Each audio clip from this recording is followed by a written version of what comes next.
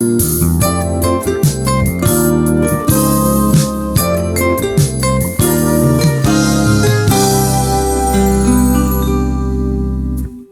everyone, my name is Miss Navarro and I teach AP Studio Art, also known as AP Art and Design. Now in this short video, I'm going to cover some of the most common questions and concerns that students have about the course, and hopefully by the end things are a bit more clear and you know what to expect. Now I do want to mention that I'm not going to cover every single question that you'll see on that frequently asked questions sheet.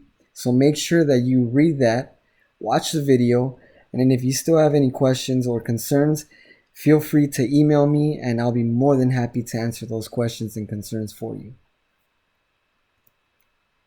So what is the AP Art and Design exam? Great question, I'm glad you asked.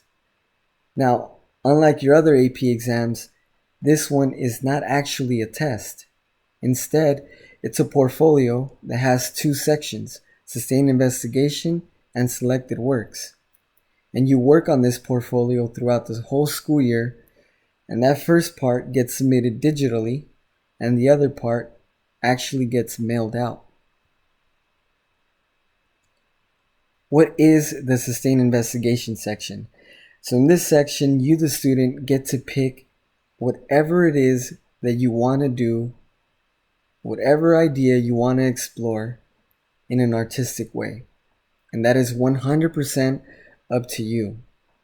Generally speaking, you can anticipate to create somewhere between, 8 to 10 finished pieces, but you'll actually start a bit more than that, because at the end of the day, we want to be able to pick and choose the best pieces that are going to fit in that portfolio and work the best, not limit yourself to choosing exactly what you made. So we always want to do a little bit more than what you need, but generally speaking, you can anticipate between 8 to 10 finished pieces for this section.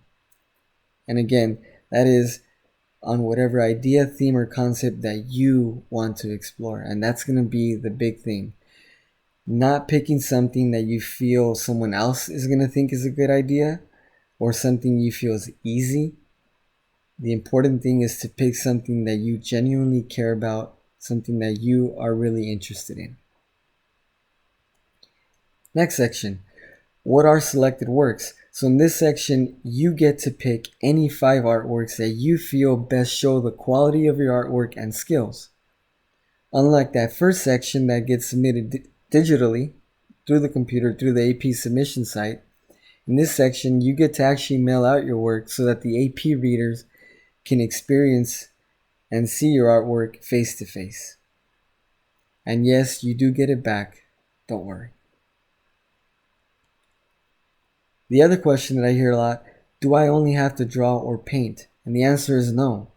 You can select any two-dimensional medium or combine them.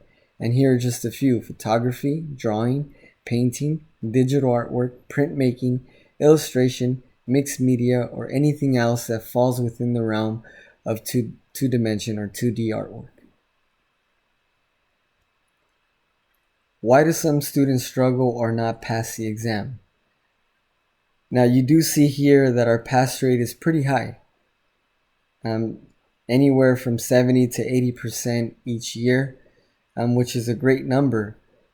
But I want to talk about the students that don't pass. So while there are few, the reason why they don't is simply because they don't put in the work. It's never been because they lack the skill or their idea wasn't good enough. It's always been because they simply don't put in the work. In order for you to get a good score, your portfolio is going to have to show growth. That's what's important. AP does not want to see 8 to 10 amazing work of arts. Instead, they want to see artwork that shows a steady improvement throughout time. So some weaker pieces, some stronger pieces, that is what they want to see. And in order for your work to show growth, you need to give it time. And it's not just about the artwork you're making, but also about the idea. Because you can create great artwork, but if you don't develop your idea and they don't go hand in hand, then that's not going to work as well. So both your idea and your artwork need time to develop. And the people that did not pass simply didn't put in the work. Which leads to another question. How much time do I need to put in to be successful? And the answer to that, it depends. It depends what your medium is. If you paint, it's going to take you a bit longer than a person who just draws. Or if you do photography, well, it may take you, not a lot of time to take a bunch of pictures. You may have to spend more time editing or planning and actually getting to the space that you want to photograph. So it really depends on your medium. But a general number that is enough to help your work develop but not overwhelm you is somewhere between 3 to 5 hours of time at home. Now keep in mind that can be split up into any way you want throughout the week, meaning that on Monday you can do half hour, on Tuesday and Wednesday you can take a break, on Thursday you can do an hour, and then maybe on the weekend you can do an hour and a half to equal your 3 hours. Now there is no set time, but we will work on how to think about and structure and develop healthy studio habits to help your work, again, grow, but not overwhelm you through the process. And the last question, is there a summer project? And the answer is no. Now, I do encourage you to continue to, draw or paint or take pictures, whatever it is that you do, to think about ideas, what might be interesting for you to explore, to look at your work and self-critique. All that's going to help you out. But in terms of being an actual formal assignment, there isn't one.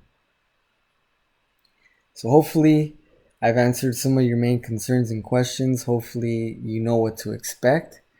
I love teaching this class, and I simply look forward to meeting and seeing all of you guys. And if from now until then you have any questions, anything comes up, please again feel free to email me, and I will be more than happy to answer those things for you. Have a great summer, take care, and I look forward to seeing you guys soon.